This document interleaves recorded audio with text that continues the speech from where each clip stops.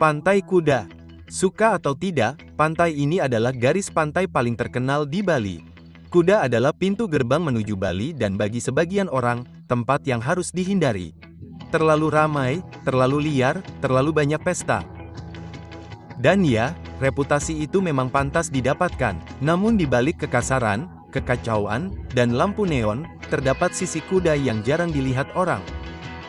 Budaya selancar yang semarak dan ramah, matahari terbenam yang mewarnai langit dan api. Dan budaya Hindu yang hidup dan bernafas terjalin di setiap sudut. Hari ini saya menyelam di Pantai Kuda. Yang baik, yang buruk, dan yang jelek dan indah.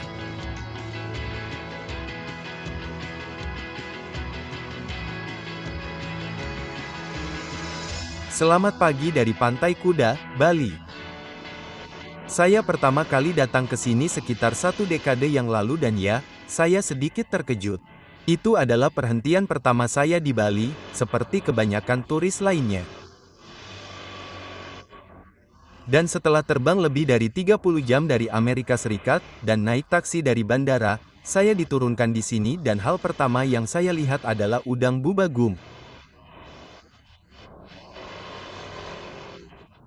Saya membayangkan pantai dengan deretan pohon palem, pasir putih, seperti kartu pos.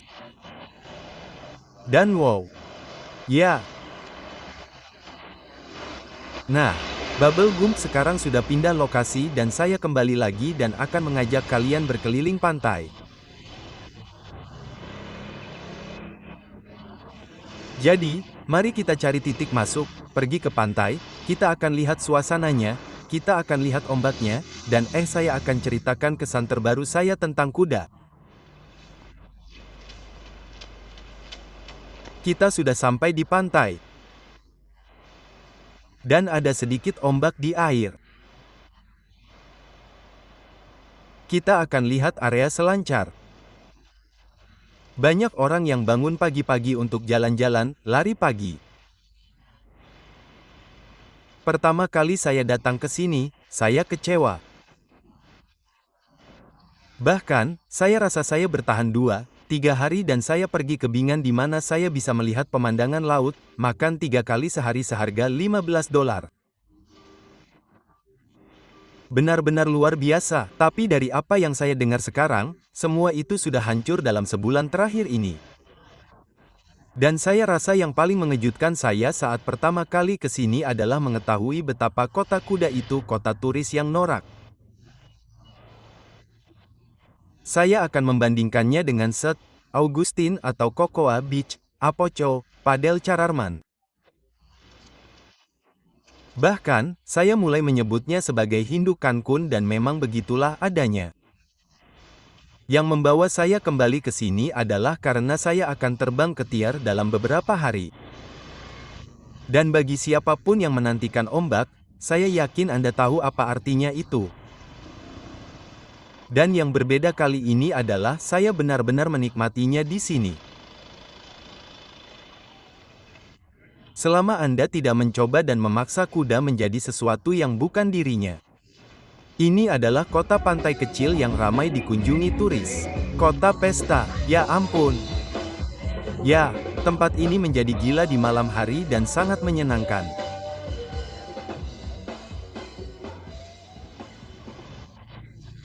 Ada banyak orang Australia di sini dan jika menyangkut kelebihan berat badan, perut buncit, tato jelek, rambut wajah jelek, mereka membuat Amerika bersaing ketat. Dan saya peringatkan Anda, jika Anda memposting di sebelah orang Australia di bar, hal berikutnya yang Anda tahu adalah pukul 1 pagi dan Anda menyanyikan karaoke Oasis di bar yang kosong.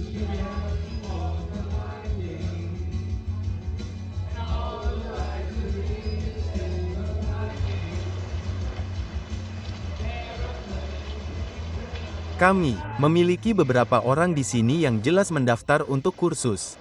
Selamat pagi, Pugi.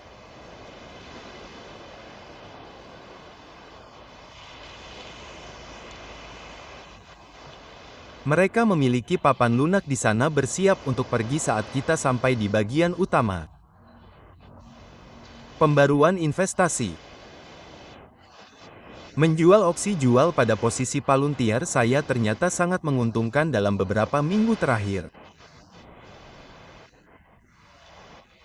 Saya juga menjual opsi beli tertutup pada Nvidia yang setengah dari posisi saya kemarin berada dalam posisi menguntungkan sebesar 18 sen. Itu benar-benar membuat saya frustrasi, tetapi saya perlu memangkasnya. Saya memiliki pandangan yang agak negatif. Data konkret, setidaknya data konkret sebelum data konkret baru keluar, mulai cocok dengan data lunak. Dan saya tidak tahu apa yang terjadi dengan pasar ini, tetapi Anda tahu, pasar bullish memanjat tembok kekhawatiran. Dan saya akan berhenti di sini dan memasang drone baru saya. Yang terakhir, dengan DJI Neo, punya Flyaway, yang menurutku cenderung seperti itu, model itu, dan aku bermaksud untuk mengupgrade-nya.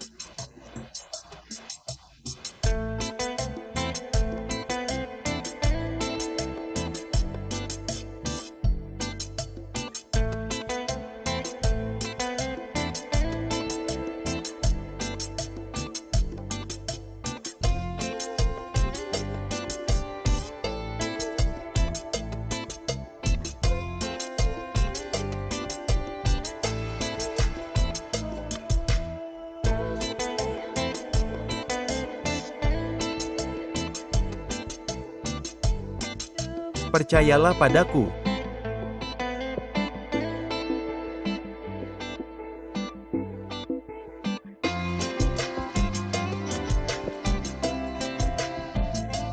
Ada banyak pemula di air, tetapi hari ini memang begitu. Kelihatannya seperti ombak yang sangat kecil tetapi bisa dirobek. Dan jika kamu mendekatinya seperti kota, menerimanya apa adanya, itu terlihat sangat menyenangkan. Dan aku akan segera mengetahuinya. Dan di sini kita memiliki musik live pagi. Jelas lebih baik daripada penampilanku di Wonderwall. Berlatih pop-up mereka, bersiap untuk mendayung, menangkap ombak itu.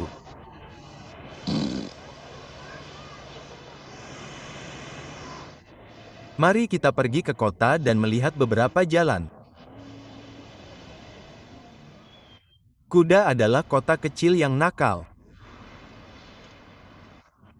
Kamu tidak bisa hidup 5 menit tanpa seseorang memintamu untuk ganja, kokain, seks. Ya, aku hanya membayangkan anak yang ditangkap karena...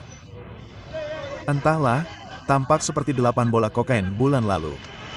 20 tahun penjara adalah hukuman yang harus dia hadapi. Hukuman mati yang lebih berat.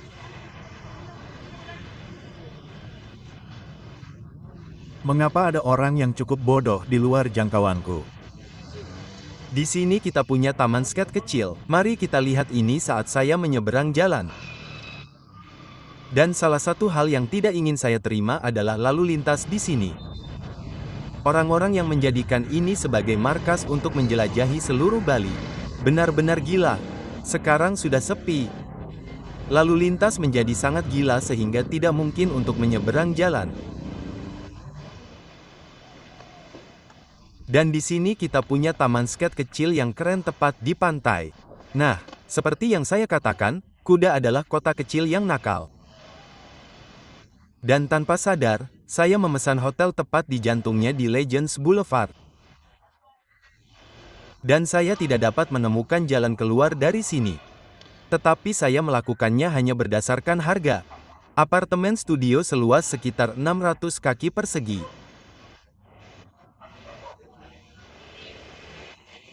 Dapur yang bagus, ruang makan, kamar tidur, TV, wifi yang bagus, area kolam renang yang mengagumkan, dan saya membayar $400 untuk seminggu, yang sedikit di atas apa yang biasanya saya suka belanjakan. Tetapi saya belum pernah membayar lebih dari $20 untuk hotel selama mungkin 6 minggu.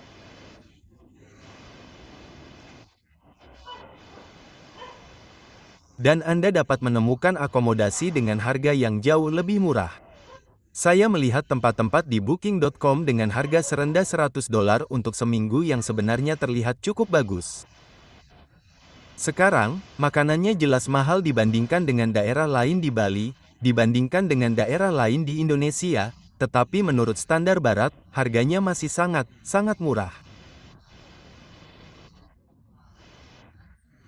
Dan sebenarnya ada beberapa tempat kecil yang jika Anda mencarinya, Anda masih bisa mendapatkan ayam chopcay seharga, entahlah, $2. Saya membayar $2. Anda masih bisa makan seharga $3 di sini. Tetapi jika Anda pergi ke tempat yang bergaya barat atau sesuatu yang populer, bar olahraga, atau semacamnya, Anda akan membayar jauh lebih mahal.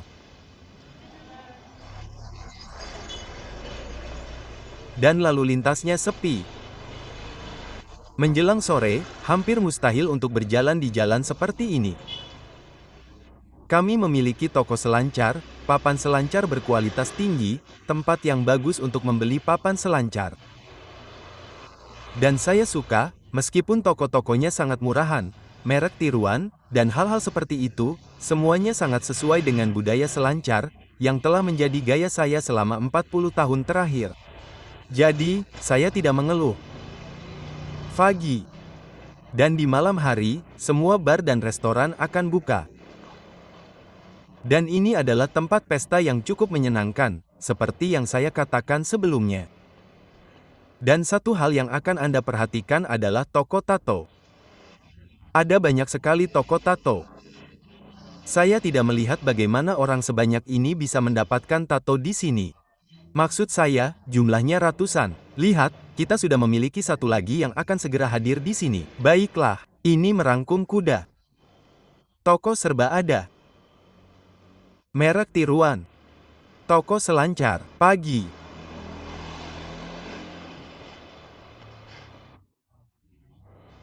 Tempat tato, pijat, ulangi.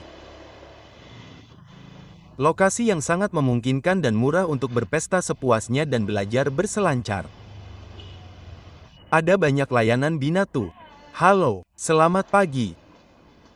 Lokasi penitipan barang untuk keperluan sendiri. Lokasi untuk keperluan sendiri dengan bar.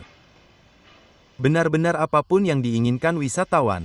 Ini adalah tempat yang bagus untuk berhenti, mengisi ulang tenaga saat Anda menjelajahi Indonesia. Harga pijat sangat ekonomis.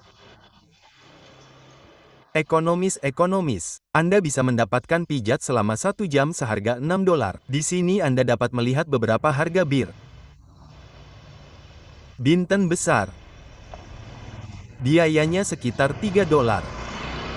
Bukan yang termurah yang pernah saya lihat di Indonesia. Itu Elvina, tapi masih sangat ekonomis. Dan Anda akan menemukan wanita-wanita di atas skuter yang benar-benar berhenti dan meminta Anda.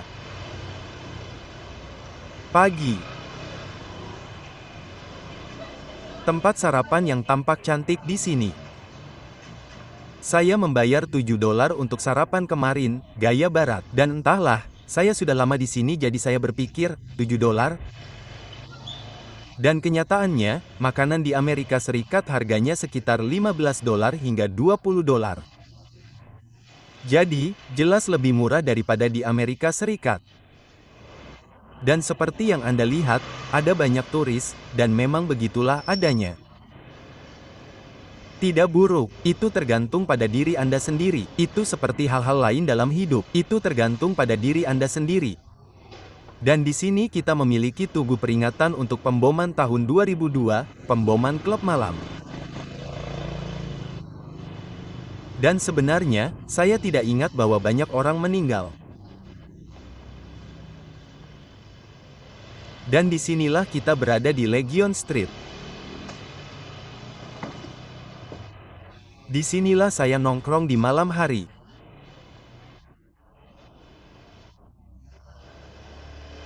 Ada musik live, ada karaoke, ada banyak bar, ada klub disco, dan ya, sulit dipercaya bahwa ini adalah desa nelayan kecil yang sepi hingga tahun 1970-an ketika ditemukan oleh para peselancar. Jadi, suka atau tidak, Anda harus berterima kasih kepada para peselancar atas apa yang terjadi di Bali saat ini. Di sini, kita bisa berselancar dan berbelanja.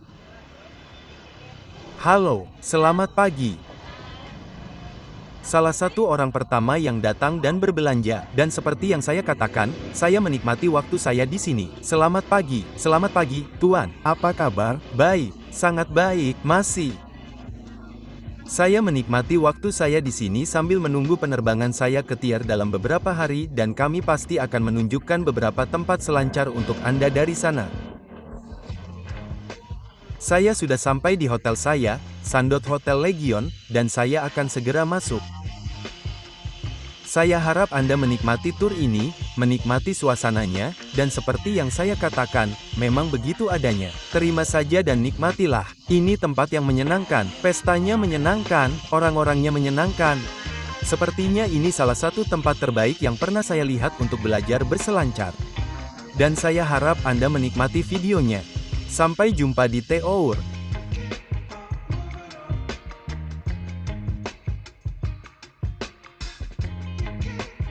Terus maju.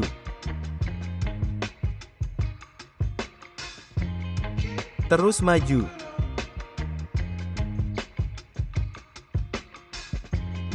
Terus maju.